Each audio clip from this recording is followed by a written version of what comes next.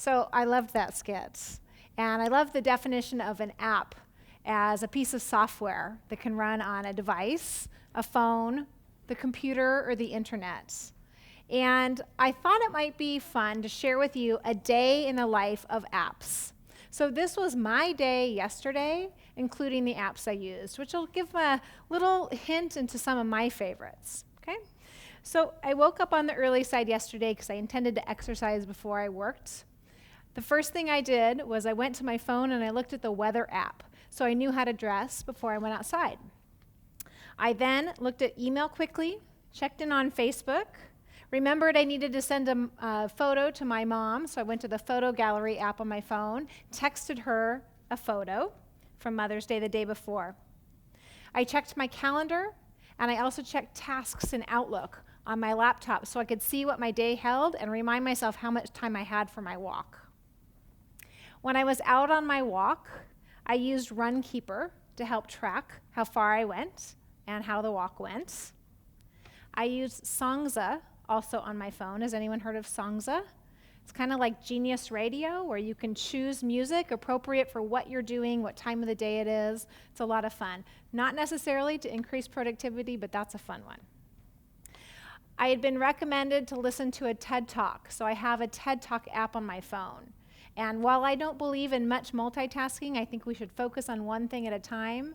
Since I was out on a walk and okay with letting my mind wander a little bit and not needing to be creative, I went ahead and listened to that TED Talk, and it was fantastic. So the TED Talk app on my phone was another one I used. I have Fitbit running on my phone because I wear a Fitbit, and it helps me track the steps and reach a goal I have each day for a number of steps. And then while I was on my walk, I thought about this idea. What if I shared the apps I used in a single day with you all? So of course, I took out my phone again, and I went to the Evernote app, and I recorded with voice the first few things I wanted to share in the apps I'd already used. So all that was before 7 a.m., okay? Number of apps. Back in my office a little bit later that morning, I used email and tasks, again, Outlook tasks, PowerPoint, Google Drive, QuickBooks, Microsoft Word, and I scanned some paper notes, again, into Evernote. Can you tell that's one of my favorites? How many of you use Evernote? Okay, that's one to check out.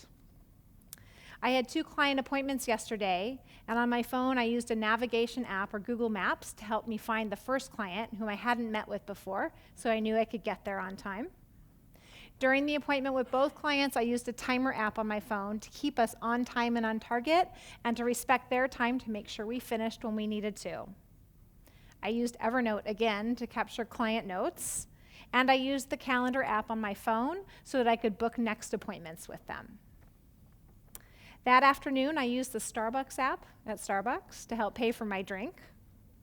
I used, back in my office, again, Outlook, email, calendar, tasks, contacts, all on my laptop. I used PowerPoint again, Microsoft Word, Focus at Will, another music-based app. This one is ambient music. You set it for a period of time to help you focus on something. So just background noise, okay? It's called Focus at Will. I used Basecamp to collaborate with somebody else on a project. I used MailChimp to communicate with our clients, and I used Google Drive, again, to pull down a document that one of my team members had put up. In the evening, I used Shazam on my phone, which is also about music. When you hear a song on the radio or playing someplace, you can hit and Shazam it. When you do so, it pops up telling you who the artist is, what the name of the song is, and information about the song, including lyrics if you want them. So I'm no good at remembering those kinds of things, and I love to be able to Shazam it and make my teenagers think I'm much more hip than I am. Okay? I use Goodreads on my phone. That's an app that helps track books that you want to read, books that you're currently reading, books that other people that you interact with read. And I also checked in on LinkedIn, Facebook, and Twitter on the iPad. Before I went to bed, I checked my Fitbit app to see where I had been with the day, and I put all my devices and myself to bed. So that was a day in the life with apps. Now, did that sound like a lot of apps to you? Okay, so you can see on the slide here, there are a ton of apps out there. In fact, there's about 1.5 million apps available today. And those are available whether you use an Apple iPhone, an Android, a Windows-based phone, number of devices, computers, the internet, and many of them are cloud-based so that you can access them from wherever. So one of the things that I want to talk about today is how we can kind of cut through the noise and help you find the apps that are just right for you. Because 1.5 million is an awful lot for you to have to go through and look at. Do you agree? Okay. So by the end of our talk today, and we have a relatively short period of time, I want you to be able to know the 3 key areas to focus on to increase productivity. I want you to have a strategic framework for choosing apps that will work best for you and not just be a distraction, although as you heard in my day, some apps are fun. And I want you to know some of the current apps that are working today for a lot of people that have a proven track record. Okay? So productivity, first of all, let's define what that is. I think it's what you can accomplish in a certain period of time given your energy and resources. Okay? We work at work. So when we think about productivity, we can think about what we accomplish at work. But the changing nature of work and our busy lives these days means we think about that differently also, because many of us also work on our commute to or from work. Sometimes we work on vacation, or even just keep up with email or check in. Any of you do that or feel like you need to do that? I encourage you, if you can ever truly unplug, please do. It's fantastic. But reality is many people do work on vacation. And possibly worse yet is that many of us work even when our bodies need a break. Okay? So this means that our work needs to be accessible and portable and flexible. So apps can help with that. Now, can technology improve productivity? What do you think? By itself, no. Okay? On its own, no. It's almost like saying, well, if I bought a piano, would I instantly know how to play or be able to play and make beautiful music? Well, some of you might have a good ear for music and be able to do that, but most of us would need to learn how to read music or how to make music. So by itself, technology doesn't improve productivity, but it can be used in conjunction with some systems and habits to help. It doesn't replace our brain, and it doesn't, in fact, augment our brain, but it can help us free up some brain space. It can provide a place to collect information and our thoughts so that we can focus on work and be more creative. So by itself, no, but in conjunction with systems and habits, yes. Now there's 3 main areas that I want to focus on where apps can help increase productivity. And these are 3 areas that if you're looking to increase your productivity, you want to be taking a look at anyway. Okay? The first is just our mental capacity. So brain drain, what happens when our brain is really full, it's really hard to focus on work when we've got a full brain and we're trying to recall things and hold things only up here. We have limited capacity to do that. So when we have things that are pending or we hope we remember them later and we try to remember them, it causes brain drain. So if we can solve that problem, then that's one way to increase productivity. Another is time and task management. So if we can figure out how to better manage our time and keep track of our tasks, and if there are apps or tools that help us do that in conjunction with our own system and habits, then we can increase our productivity. So we all only have 24 hours in the day. We can't make more time, but we can think about how to make the most of our time, okay, to increase productivity. And the last one is resource management. This is managing the information we're responsible for, or the information we care to know about, or the information that we might need to help us do our work or have a more productive personal or professional life. So we'll talk about a few of those things. Now again, framework for evaluating those 1.5 million apps. Some things to think about when you're looking at those apps are, Does an app I'm considering work on the devices that I have? Does it work in conjunction with other apps or programs I already use? So some of you might be more googly or drawn towards Google-based tools or type tools. Some of them are made well to work together. Some of you might be more Apple-y or lean more towards the products that are made initially by Apple or available on the Apple iOS platform. Some of you might be more Windowsy.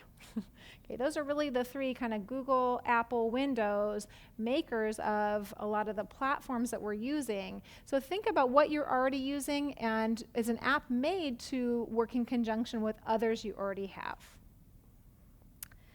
Another thing that you want to think about is, does the benefit of using an app you're considering outweigh the cost of using it? So there's the cost of the app. Now many apps have free versions. Others have paid versions, so you can consider what the cost is. So many of them are minimal. Some of them are just a one-time fee. Other apps you pay a monthly fee for. So consider what the actual dollar cost is. But then what is the cost in getting that app set up and working for you? What is the cost of the data entry needed to make it useful? Because apps are only useful when we put information into them and then use them. So do the benefits that you might receive outweigh those costs of needing to put in the data and manage that data? Okay? So those are a few things to think about when you're deciding, is this app one that might be helpful for me?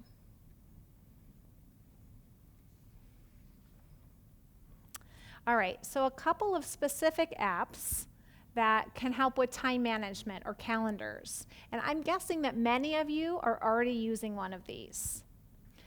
So before I put them up, I'll talk about just how do they work best. And I just mentioned they work best when you put things in. So I have people that tell me that they have a calendar, but yet they miss appointments. So I'll ask them if they look at their calendar, and they say, well, not all the time. Okay, so a calendar is only as good as you put the information in and then you review it. So put the information in, look at the content, use reminders. Many apps and calendar apps have reminders, so use those reminders. And then also an option with apps, if you choose, is to share your calendar with either family or work groups so that other people know what you have going on.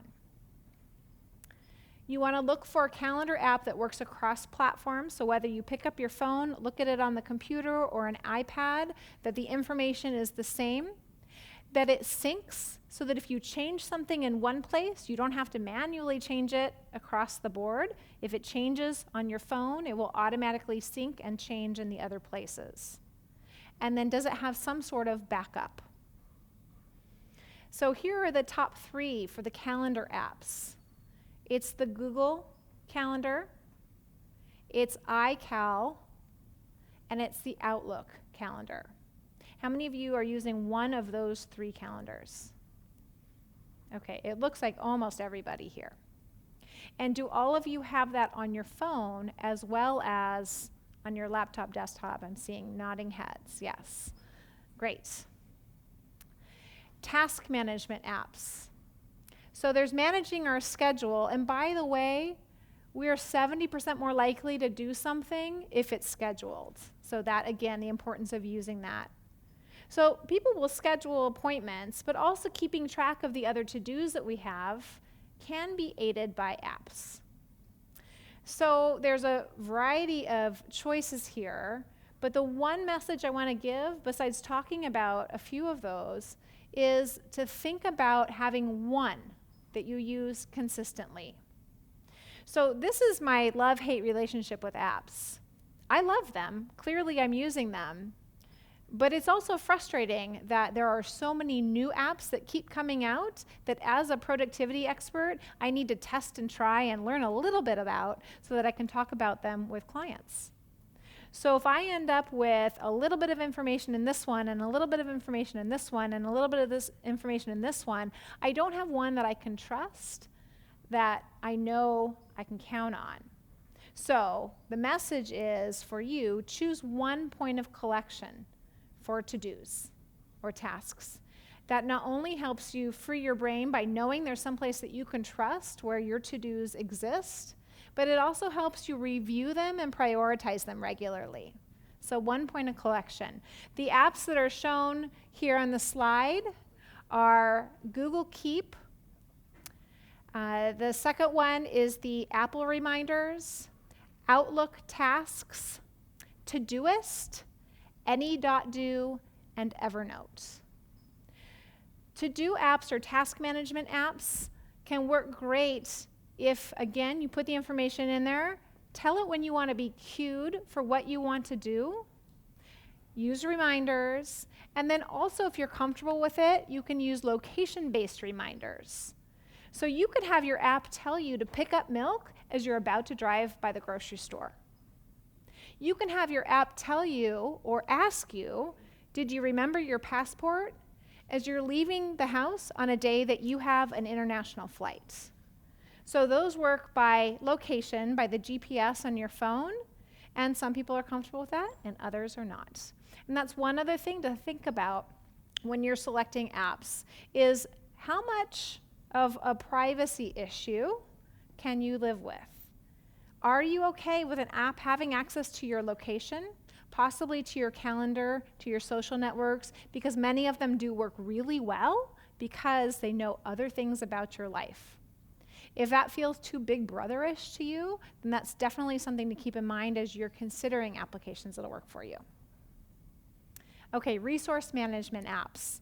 So this is like a filing system on the go. It's so that you can put things away, information, scanned paper, but have access to them wherever you are, and so that you can do work or bits of work or accomplish something when you have time, no matter where you are. So we usually file things away so that we can take action later or access the information later. Again, looking for cross-platform compatibility, so no matter what device you pick up, or even if you're at somebody's house and you go and ask if you can use their computer to get to your information. Again, the cloud-based nature of these apps will let you do that. Does it have the appropriate storage capacity for what you're keeping? And is it easy to add files? Is it easy to search? And is it easy to share files if you want to? So some popular resource management apps are OneNote, that works in conjunction with Microsoft's Outlook, Evernote, which is one of my personal favorites, Dropbox, Google Drive, and Office 365. All of these have ways to store information, organize information, share information, and access information later. Okay, a couple of specialty things, and we're just about out of time, so I just wanted to mention a few more types of apps you could consider so that you can work wherever in bits of time as you have them, is a password management app. So this icon is LastPass. It's just one of many that are out there. So if you are finding that you don't know your password and you need to get on someplace, a password management app might be for you. Finance management apps. Mint is one example. Shopping apps. And again, they're not so much to help you shop, but really keep track of what you need for list making. So there's a few examples here. Evernote, Google Keep. Google Keep has location reminders, which is why I list it under shopping here. It's one of the ones that can tell you that when you're at the store, you need milk, or as you're about to go by the store, you need milk. And reading apps, where we can consume information on our terms, even if we're not online at the time. So Kindle app will allow you to download to a device and not have to have internet connection or wireless connection to be able to read.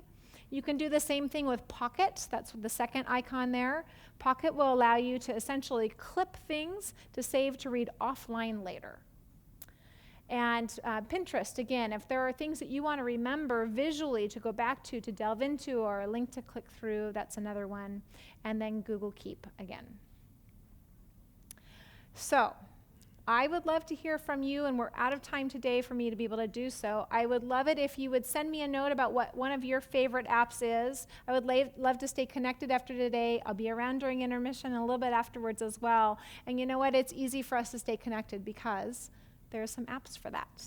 Thank you very much.